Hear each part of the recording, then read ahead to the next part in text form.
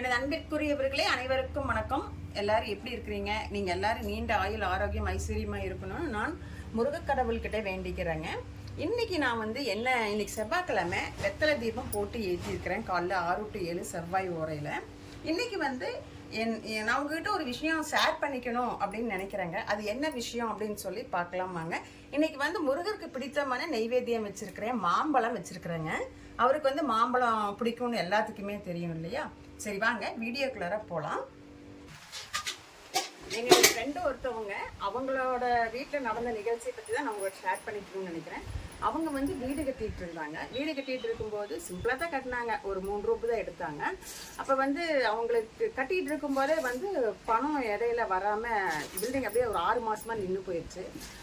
அப்புறம் அவங்களும் எங்கள் கூட வேலை செய்கிறவங்க தான். அவங்க வரும்போது இந்த மாதிரி சொல்லிகிட்டே இருப்பாங்க. எனக்கு அது இந்த வெத்தலை தீபம் போடணும்னு சொல்கிறது எனக்கு சுத்தமாக ஞாபகமே இல்லை. அதுக்கப்புறம் டக்குன்னு ஒரு நாள் எனக்கு ஞாபகம் சொன்னேன் அந்த அக்கா கிட்ட, அக்கா இந்த மாதிரி செவ்வாய்க்கிழமை காலையில் 6 to 7 செவ்வாய் ஓரையில் வெத்தலை தீபம் போட்டு வழிபாடு பண்ணுங்க. கண்டிப்பாக உங்களுக்கு ஏதோ ஒரு பக்கம் பணம் வந்துடும், கடனாக வரும், இல்லைன்னா உங்களுக்கு வரவேண்டிய பணம் ஏதாவது வந்துடும் அப்படின்னு சொல்லியிருந்தேன். அப்புறம் அந்த அக்காவும் அதே மாதிரி போட்டிருக்கிறாங்க. போட்டுட்டு அதுக்கப்புறம் அவங்க எதுவுமே சொல்லலை. அதுக்கப்புறம் பார்த்தீங்கன்னா அவங்க, அக்கா நான் கீழ் வீடு நான் போகியத்துக்கு விட்டுட்டேன், இவ்வளோ பணம் வாங்கியிருக்கிறேன், மேல் வீடு அந்த பணத்தை வாங்கி நான் எடுக்க போகிறேன் அப்படின்னு சொன்னாங்க. அப்போ நான் கேட்டேன், என்னக்கா இது சொல்லவே இல்லை, திடீர்னு சொல்கிறீங்களே அப்படின்னு. இல்லைக்கா நான் வெத்தலை தீபம் 2 வாரம் போட்டேன், நீங்கள் சொன்ன மாதிரி போட்டேன். அதில் எனக்கு 3ஆவது வாரமே பலன் கிடச்சிருச்சு, பணம் வந்துருச்சு எனக்கு. அதனால் நான் அந்த கீழ் வீட்டை எடுத்து போகிட்டு கொடுத்துட்டேன் அப்படின்னாங்க. நான் கேட்டேன், ஏங்கா சொல்லவே இல்லையே நீங்கள் எனக்கு அப்படின்னு கேட்டேன். அதுக்கு அந்த அக்கா சொன்னாங்க, இல்லை மேலேயும் வீடு எடுத்துட்டு சொல்லலான்ட்டு இருந்தால் அதுக்குள்ளே நீங்களே கேட்டுட்டீங்க அப்படின்னாங்க.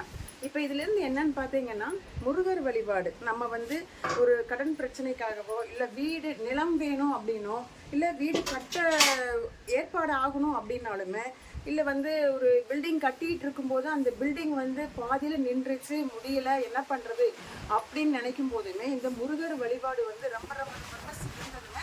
100க்கு 100%, 100க்கு 150% முருகர் வழிபாடு பண்ணினோம்னா நமக்கு பலன் கிடைக்குதுங்க. இது நான் என்னுடைய கண்கூடாவும் நான் பார்த்துருக்குறேன். நான் சொல்லி ஒருத்தர் செஞ்சுருக்கிறாங்க. அதை நான் உங்கள்கிட்ட ஷேர் பண்ணிக்கிட்டேங்க.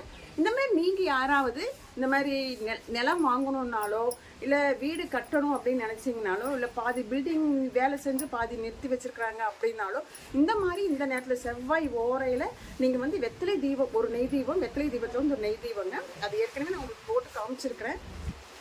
போட்டு நீங்கள் வழிபாடு பண்ணுங்கள். கண்டிப்பாக முருகர் உங்களுக்கு அந்த நீங்கள் என்ன இது சம்மந்தமாக வேண்டுறது கண்டிப்பாக உங்களுக்கு நிறைவேற்றி தருவாருங்க. நம்பிக்கையோடு பண்ணணுங்க. நம்பிக்கை இல்லாமல் எதையுமே நீங்கள் பண்ணக்கூடாது. நான் நம்பிக்கையோடு தான் நான் பண்ணுவேன். அதேமாதிரி நீங்களும் நம்பிக்கையோடு பண்ணுங்கள். முருகர் உங்களுக்கு கண்டிப்பாக 100க்கு 200% பலன் கொடுப்பாருங்க. இதில் எந்த மாற்றமுமே இல்லைங்க. இந்த மாதிரி ஆன்மீக தகவல் நான் செவ்வாய்க்கிழமை எனக்கு தெரிஞ்ச ஆன்மீக தகவலை முருகரை பற்றி நான் சொல்லிட்டு இருக்கிறேங்க. நீங்கள் என்னோட சேனல் சப்ஸ்கிரைப் பண்ணி வச்சுட்டீங்கன்னா கண்டிப்பாக பார்க்கலாங்க. ஏதாவது கேட்கணுன்னு கமெண்ட்டில் கேளுங்க. நன்றி, வணக்கம். நான் உங்களை அடுத்த வீடியோவில் பார்க்குறேங்க.